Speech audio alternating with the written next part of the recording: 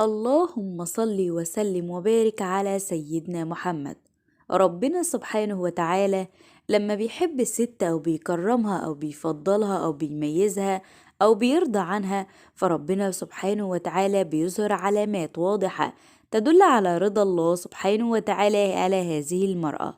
فلو ربنا سبحانه وتعالى رزقك حتى لو بعلامة واحدة من اللي هتسمعيها في المقطع ده، فعليك ان انت تحمدي ربنا كتير، واعلمي ان ربنا راضي عنك وانك مميزة. فاحمدي ربنا كتير واشكريه وتقربي منه حتى تعلو درجاتك وترتفع وتتميزي اكثر واكثر.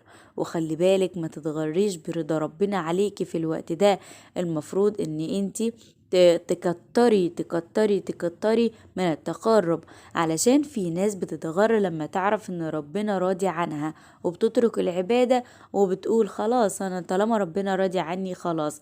لا بالعكس، ده المفروض العلامات دي تكون من المحفزات القوية ليكي ولكل ست ترى على نفسها هذه العلامات، ان هي تعمل أكثر وأكثر حتى ترتفع وتزيد محبة عند الله سبحانه وتعالى. كمان اللي أحب أنوه عليه في المقطع ده إن العلامات دي في علامات تانية كتير تدل على رضا الله سبحانه وتعالى عن المرأة. فلو كنتوا حابين إن أنا أزود لكم عن المقطع ده هنتكلم عن أجزاء بسيطة، فلو حبيتي إن إحنا نتكلم عن باقي العلامات ياريت تكتبولنا في التعليقات، وبإذن الله هنتكلم عنها وهنجمعها لكم كلها في مقاطع كثيرة. علامات حب الله عن المرأة هي من النعم التي ينعمها الله سبحانه وتعالى على المرأة. فلو رأيتي حتى لو واحدة من هذه العلامات فاعلمي من أنك من المميزين والمقربين المرضي عنهم من الله سبحانه وتعالى. حتى لو كنت بتمري بضيق أو بتعب أو بمشكلات، فاعلمي إن ده تطهير ليكي وعلو لمكانتك واختبار من الله سبحانه وتعالى ليكي. واعلمي أن الله سبحانه وتعالى يختبر المؤمن القوي، فكل ما كان إيمانك قوي كل ما كان اختبارك على حجم إيمانك، علشان ربنا سبحانه وتعالى يعلي إيمانك ويقوي من عزيمتك كمان.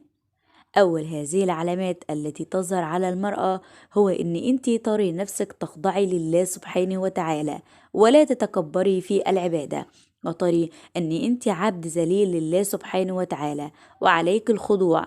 معنى ان حضرتك بتصلي مش تقولي يا رأي ده انا ربنا مخلينا اصلي ليه، انا بتعب، انا المفروض ما اصليش. مش بتقولي ومش بتسخطي على الله سبحانه وتعالى ومش بتكفري وبتحبي العبادات، وربنا سبحانه وتعالى بيخليكي أو بيوفقك لعدم الكبر والخضوع لله سبحانه وتعالى والتواضع في العبادات وأداء العبادات عن حب وأمان وإطمئنان. كمان من العلامات المميزة للمرأة والعلامة اللي بعد كده هي تأدية دورك في الحياة بأمن وأمان وإطمئنان دون سخط. أو أيا كان الدور اللي ربنا سبحانه وتعالى وضعك فيه.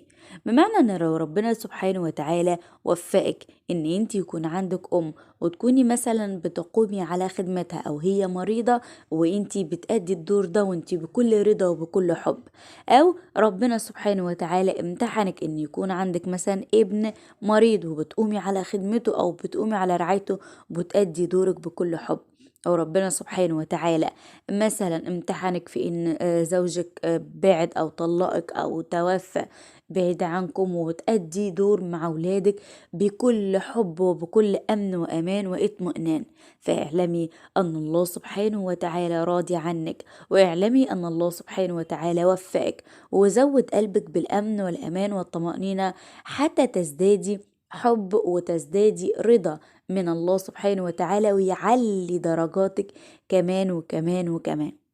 حتى لو كان أي عمل، حتى لو كنت معاكي زوجك لكنك بتقومي معاه رزقه قليل وانت بتقومي معاه بتشتغلي معاه أو بتساعدي معاه بأي طريقة من الطرق، بتعاوني معاه في تربية ولادك، بتتعبي، يعني لو كان ربنا مديكي تعب شوية في الحياة وانت بتقومي بكل الدور ده لكنك برضا وبابتسام، وبحب، فاعلمي بأن الله سبحانه وتعالى راض عنك، وهو موفقك لده علشان يعلي درجاتك ويكتر من حسناتك ويزيد من فرحتك.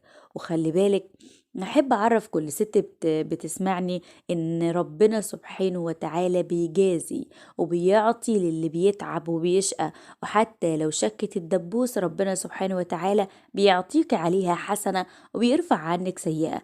ما تبصيش لواحدة مرتاحة أو مش بتعمل حاجة أو لا تؤدي أي عمل على الإطلاق وتبصي وتقولي دي مرتاحة وأنا لأ.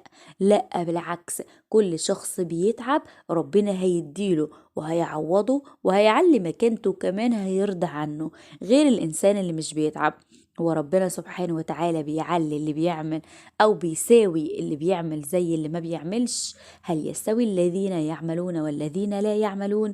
لأ طبعا، أكيد ربنا هيديك على قد تعبك وهيعليكي وهيرفع من شأنك، وقد يكون هذا العمل هو مفتاح علوك ورضا الله سبحانه وتعالى عنك، وقد تكوني أنت المميزة والمفضلة والمحببة، وأن الله سبحانه وتعالى يرضى عنك ويحبك ويميزك كمان بهذا التعب اللي موفقك إن أنت تعمليه، لأن ده بيبقى توفيق ورضا من الله سبحانه وتعالى.